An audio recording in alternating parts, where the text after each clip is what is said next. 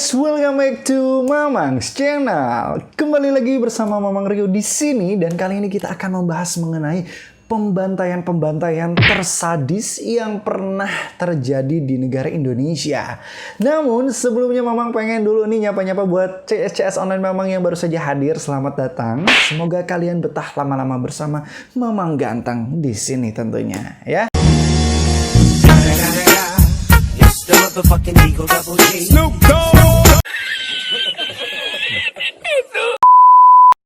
Dan tentunya buat CS semua yang belum subscribe, jangan lupa untuk di subscribe dulu, karena subscribe itu gampang banget dan juga gratis. Caranya gimana? Langsung saja klik tombol subscribe di bawah ini, dan jangan lupa untuk menyalakan lonceng notifikasinya. Oke. Well, sebetulnya kita beruntung banget hidup di zaman yang memang serba dimudahkan gitu. Kita merasakan banyak sekali kemudahan-kemudahan dan juga perkembangan-perkembangan yang tentunya sudah terjadi gitu. Berbeda halnya dengan orang-orang yang tinggal dan juga hidup sekitar puluhan tahun bahkan ratusan tahun yang lalu. Seperti yang kita tahu, pencapaian untuk mendapatkan hak asasi manusia di Indonesia ini cukup memakan waktu yang sangat panjang. Di mana untuk mendapatkan hak asasi manusia ini, nenek moyang kita harus menghadapi berbagai kondisi yang kurang mengenakan, seperti diskriminasi, peperangan, pembantaian, dan juga kekerasan-kekerasan lainnya yang tentunya harus mereka hadapi pada zaman itu untuk menyuarakan suara mereka, mendapatkan kesetaraan dan juga keadilan. Mungkin zaman sekarang kita sudah jarang sekali mendengar dengan istilah genosida.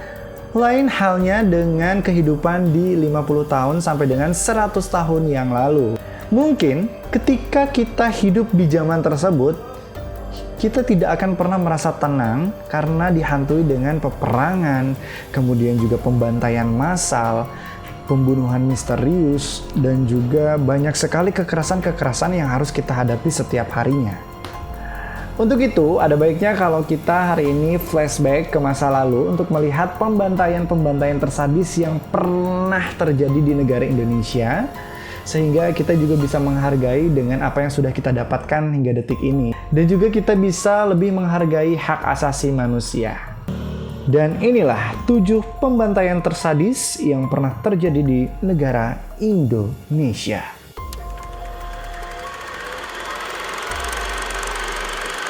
Yang pertama, pembangunan Jalan Raya Pos pada tahun 1880. Ternyata jalan dari Anyer hingga Panarukan yang sampai saat ini kita nikmati sebagai jalur utama transportasi di Pulau Jawa ini dulunya pernah memakan banyak sekali korban. Konon kabarnya, pembangunan jalan tersebut menewaskan puluhan ribu jiwa. Jalan yang memiliki total jarak 1000 km ini dibangun ketika masa penjajahan Gubernur Jenderal Willem Daendels. Di mana pada saat itu tujuan dari pembangunan jalan ini adalah untuk mempertahankan wilayah Pulau Jawa dari serangan Inggris. Pada saat itu, untuk memuluskan rencananya, Daendels membutuhkan pasukan militer yang kuat dan juga tangguh. Dan pada saat itu, Daendels berinisiatif untuk membuat pasukan militer yang berasal dari pribumi Indonesia. Di mana ketika itu, Daendels membentuk sebuah pasukan, di mana pasukannya ini terdiri dari masyarakat pribumi. Gubernur Jenderal Willem Daendels ini memang dari dulu terkenal super angkuh, kuat, dan juga menakutkan. Pokoknya menyeramkan lah ya, dan tak kenal ampun pokoknya ya. Dengan tangan besinya, Jenderal Daendels mampu menyelesaikan pembangunan tersebut hanya dengan waktu 1 tahun saja. Di mana pada saat itu mereka memaksa orang Indonesia untuk menjadi buruh dan juga membangun jalan yang memiliki total jarak 1000 km tersebut. Pada saat itu, Jenderal Daendels memang mewajibkan kepada para penguasa pribumi untuk mengkoordinir supaya masyarakat sekitar mampu menyelesaikan pembangunan tersebut dengan target-target tertentu. Misalkan sebuah kelompok wajib menyelesaikan berapa kilometer dalam jangka waktu yang sudah ditentukan. Ketika itu, buruh-buruh yang membangun jalan tersebut hanya diberi makan saja. Dan tak jarang mereka dipaksa kerja overtime gitu ya. Kerja di luar dari batas kemampuan mereka. Di mana para pekerja yang gagal melaksanakan tugasnya, mereka tak segan-segan akan dibunuh. Kepala mereka akan digantung di pucuk-pucuk pohon yang berada di ruas kanan dan juga kiri jalan yang mereka bangun. Dan juga nih untuk para pekerja yang kabur dari tugasnya, mereka tak segan-segan akan ditembak oleh para penjajah yang berasal dari Belanda tersebut. Selain itu juga banyak sekali korban-korban yang meninggal dunia akibat kelaparan.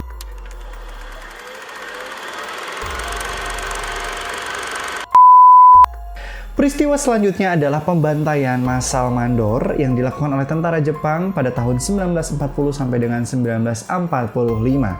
Oke, jadi kejadian ini sebetulnya lebih dikenal dengan tragedi mandor berdarah. Karena kondisinya pada saat itu memang telah terjadi pembantaian secara massal tanpa batas terhadap berbagai etnis dan juga ras yang ada di Kalimantan Barat. Mengapa hal tersebut bisa terjadi? Karena pada saat itu memang negara Jepang ingin menguasai kekayaan yang berada di Kalimantan Barat. Sebetulnya pembantaian ini bisa terjadi dikarenakan pemerintah dari Jepang ini tidak menyukai kepada masyarakat-masyarakat yang terkesan sering memberontak kepada pihak Jepang gitu ya. Dan negara Jepang akhirnya memutuskan untuk melakukan pembantaian secara massal terhadap etnis dan juga suku yang berada di daerah Kalimantan Barat tersebut. Peristiwa mandor berdarah ini memang merupakan salah satu momen yang sangat pilu dan juga menyakitkan di masa lalu karena kekejian yang dilakukan oleh pihak-pihak dari Jepang yang ingin menguasai daerah Kalimantan Barat. Memang pada saat itu negara Jepang menjajah Indonesia itu tidak lama ya, hanya beberapa tahun saja. Namun, ternyata negara Jepang ini telah merugikan banyak pihak, khususnya masyarakat di Kalimantan Barat. Tercatat kurang lebih ada sekitar 20.000 orang yang meninggal dunia akibat dibantai oleh tentara Jepang. Sebetulnya peristiwa ini terjadi pada tahun 1943 sampai dengan 1944, tepatnya di daerah Kecamatan Mandor dan di Kabupaten Landak. Jadi pada saat itu memang pembantaian dilakukan secara besar-besaran dan dilakukan dengan cara yang berbeda-beda. Jadi guys, pada saat itu memang kejadian pembantaian ini dilakukan secara besar-besaran dan dilakukan dengan cara yang berbeda-beda. Sebagian dari mereka ada yang meninggal dunia akibat ditembak. Namun tak banyak juga para korban ini meninggal karena memang si tentara Jepang ini sangat kejam ya dan juga keji. Terkadang mereka juga memasukkan selang-selang air kepada mulut-mulut mereka sehingga mereka engap ya mulutnya, kemudian badannya dipenuhi dengan air yang mengalir dari selang tersebut hingga akhirnya mereka meninggal dunia. Juga sebagian mereka ada yang meninggal dunia akibat dipenggal kepalanya oleh samurai yang begitu tajam gitu. Bisa dibayangkan gak sih guys? Betapa kejamnya gitu loh tentara Jepang pada saat itu kepada rakyat Indonesia hanya untuk menguasai kekayaan yang dimiliki oleh daerah Kalimantan Barat gitu. Kayak oh my god.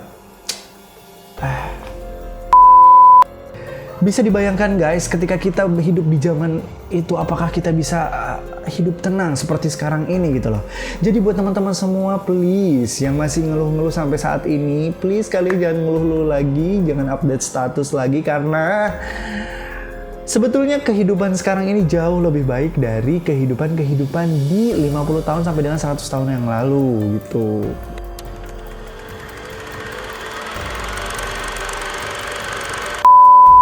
Peristiwa selanjutnya adalah pembantaian etnis Tionghoa yang terjadi pada tahun 1740 di daerah Geger Pacinan, tepatnya di Batavia.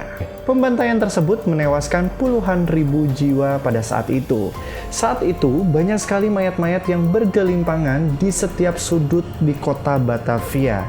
Baik di jalan-jalan, di sungai, di kanal. Bahkan hal tersebut telah menjadikan warna air dan juga tanah di daerah tersebut menjadi merah.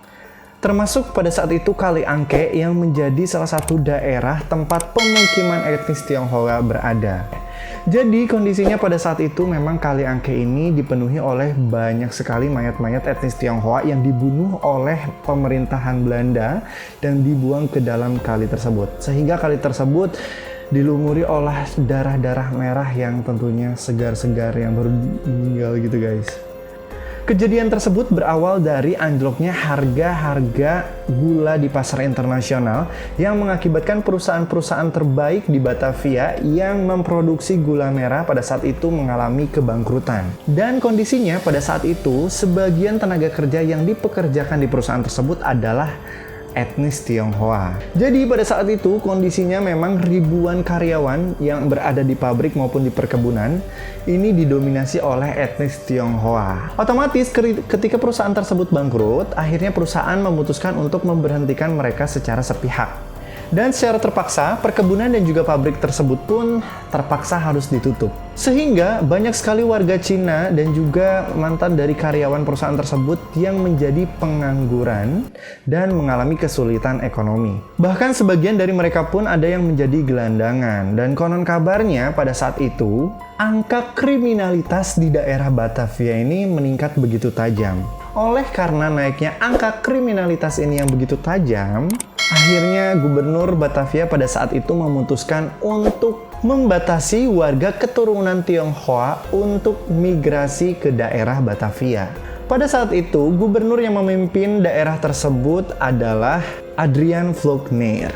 Di mana pada saat itu pemerintahan Belanda memang mengendalikan pusat pemerintahan yang berada di daerah Batavia.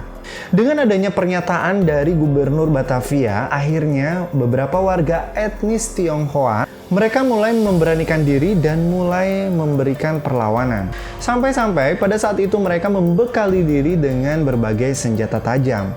Rupanya hal tersebut terendus oleh sang jenderal. Kemudian gubernur tersebut tidak tinggal diam. Dengan penuh keangkuhan, Gubernur Adrian Vlugner mengeluarkan peraturan pada tanggal 10 Oktober 1740 yang berbunyi, "Bunuhlah dan bantailah orang-orang Cina." Ketika itu, pembantaian secara besar-besaran pun terjadi.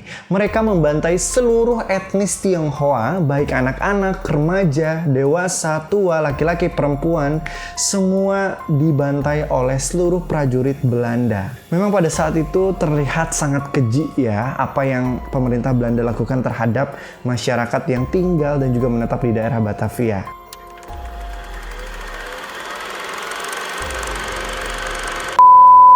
Peristiwa selanjutnya adalah genosida Westerling yang terjadi di daerah Sulawesi Selatan pada tahun 1946 sampai dengan 1947. Which is pada saat itu sebetulnya negara Indonesia keadaannya sudah merdeka ya guys ya. Namun pihak Belanda memang belum mengakui kedaulatan negara Indonesia. Jadi guys, peristiwa Westerling ini adalah sebutan untuk pembantaian yang terjadi di daerah Sulawesi Selatan pada tahun 1946 sampai dengan 1947 yang dilakukan oleh pemerintah Belanda yang dipimpin oleh Raymond Pierre Paul Westerling. Peristiwa tersebut terjadi pada bulan Desember sekitar tahun 1946 sampai dengan bulan Februari sekitar 1947-an. Jadi konon katanya misi tersebut itu bertujuan untuk memberantas seluruh rakyat Indonesia yang tentunya melakukan pemberontakan terhadap pemerintahan Belanda. Jadi sejak Indonesia menggaungkan kemerdekaannya pada tanggal 17 Agustus 1945, ternyata Belanda tersebut belum mengakui kedaulatan negara kita guys.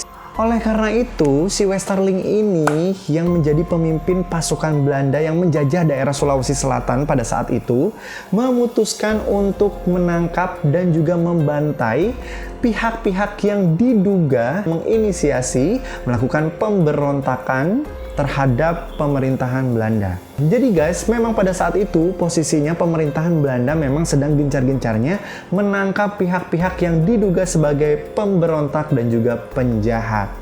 Pembantaian pun dilakukan secara bertahap oleh kepemimpinan Westerling ini. Jadi guys, singkat cerita, Westerling ini berhasil untuk menangkap 35 orang yang diduga sebagai pejuang kemerdekaan dan juga sebagai pemberontak terhadap pemerintahan Belanda yang sedang menjajah pada saat itu. Dan kemudian ke-35 orang ini dieksekusi mati di sebuah lapangan dan disaksikan langsung oleh masyarakat sekitar yang tentunya tinggal di daerah Sulawesi Selatan. Selain ke-35 orang, tercatat 40.000 jiwa meninggal dunia dengan cara dikumpulkan di sebuah lapangan yang luas. Lalu, prajurit Belanda tersebut telah menyiapkan lubang-lubang yang tentunya sudah mereka buat di daerah lapangan tersebut. Lalu setelah itu, tentara Belanda menembaki mereka satu persatu hingga akhirnya mereka meninggal dunia.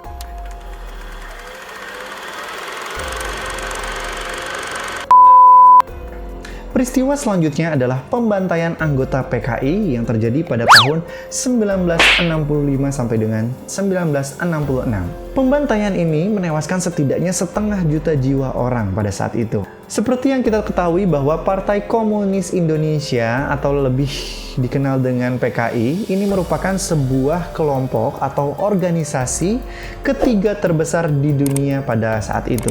Sebetulnya, ketegangan mulai menyelimuti perpolitikan Indonesia terjadi pada awal dan juga pertengahan tahun 1960-an.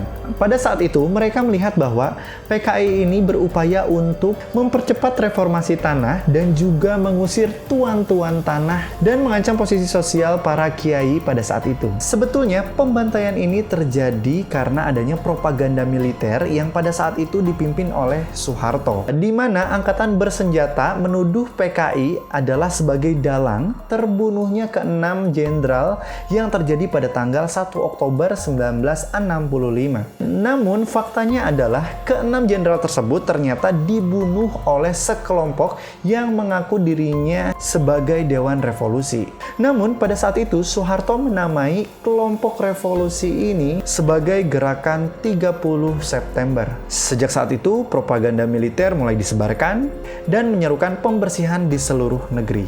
Propaganda ini berhasil meyakinkan orang-orang Indonesia dan juga pemerhati internasional bahwa dalang dari semua kejadian tersebut adalah PKI. Padahal fakta sebenarnya tidak demikian. Sejak propaganda militer tersebut tersebar ke seluruh penjuru negeri, akhirnya pada saat itu siapapun yang merupakan bagian atau anggota dari PKI, mereka ini akan dibunuh.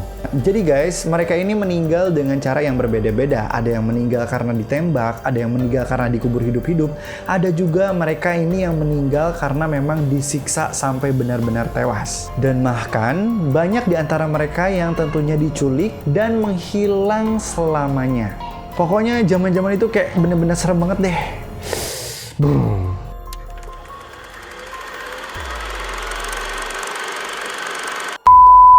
Peristiwa selanjutnya adalah pembunuhan misterius atau yang lebih sering disingkat dengan Petrus. Di mana pembunuhan misterius ini terjadi pada tahun 1980-an.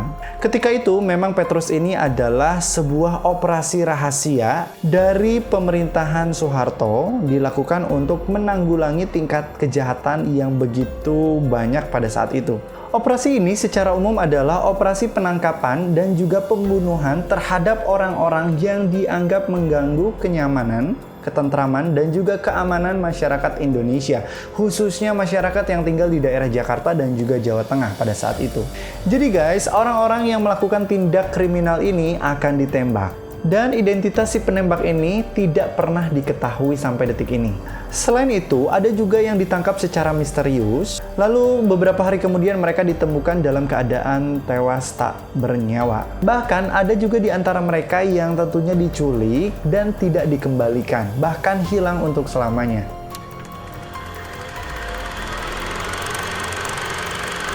Peristiwa selanjutnya adalah pembantaian Rawagede yang terjadi pada tahun 1947. Pembantaian Rawagede adalah sebuah peristiwa pembantaian yang dilakukan oleh pemerintahan Belanda terhadap penduduk yang tinggal di daerah Rawagede. Kejadian tersebut terjadi pada tanggal 9 Desember 1947, di mana pada saat itu pemerintahan Belanda melancarkan agresi militer pertamanya. Jadi pada saat itu Belanda melakukan hal tersebut dengan tujuan untuk membersihkan masyarakat Indonesia yang berpotensi melawan tentara Belanda. Sejumlah 431 penduduk pada saat itu dinyatakan meninggal dunia dan menjadi korban pembantaian dari kejinya tentara Belanda. Jadi guys, pada saat itu tentara Belanda memang menyerbu kota Bekasi untuk menuntaskan dan juga membersihkan masyarakat Indonesia yang berpotensi melawan dan juga bertentangan dengan tentara Belanda yang menjajah daerah tersebut. Sampai akhirnya ribuan rakyat Bekasi ini mengungsi ke daerah Karawang dan terjadilah perpecahan dan juga pembunuhan secara besar-besaran di daerah yang menghubungkan antara Bekasi dan juga Karawang. Kejadian tersebut mengakibatkan jatuhnya ratusan ribu korban jiwa dari kalangan sipil. Pada tanggal 4 Oktober 1948, tentara Belanda melancarkan pembersihannya. Dalam peristiwa ini diketahui 35 orang ini meninggal dunia dan dibunuh di daerah Rawagede. Dalam peristiwa ini diketahui bahwa 35 orang penduduk Rawagede dibunuh dengan alasan yang tidak jelas. Dan itulah peristiwa-peristiwa pembantaian tersadis yang tentunya pernah terjadi di Indonesia. Jadi kesimpulannya adalah guys, buat CS-CS online semua yang masih sering dihadapkan dengan berbagai ujian dan permasalahan, sebetulnya kita harus lebih bersyukur jika dibandingkan dengan kehidupan di 50 tahun sampai 100 tahun yang lalu. Karena banyak sekali mungkin di antara teman-teman semua, termasuk Mamang di sini, yang kurang mensyukuri apa yang sudah kita dapatkan dan juga apa yang sudah diperjuangkan oleh para pendahulu kita. Semoga kejadian-kejadian tersebut tentunya bisa menjadi pembelajaran untuk kita semua. Dan kita juga berharap bahwa kejadian-kejadian tersebut tidak terulang di masa-masa yang akan mendatang. Oke guys, thank you banget nih buat teman-teman semua dan juga CS online yang sudah menonton dari awal sampai akhir. Dan tentunya jangan lupa buat teman-teman semua yang pengen kasih komentar dan juga masukan, boleh banget langsung aja ditulis di laman komentar. Sekian aja video kali ini, gue Rio Siswanto pamit undur diri. See you on next video. Bye-bye.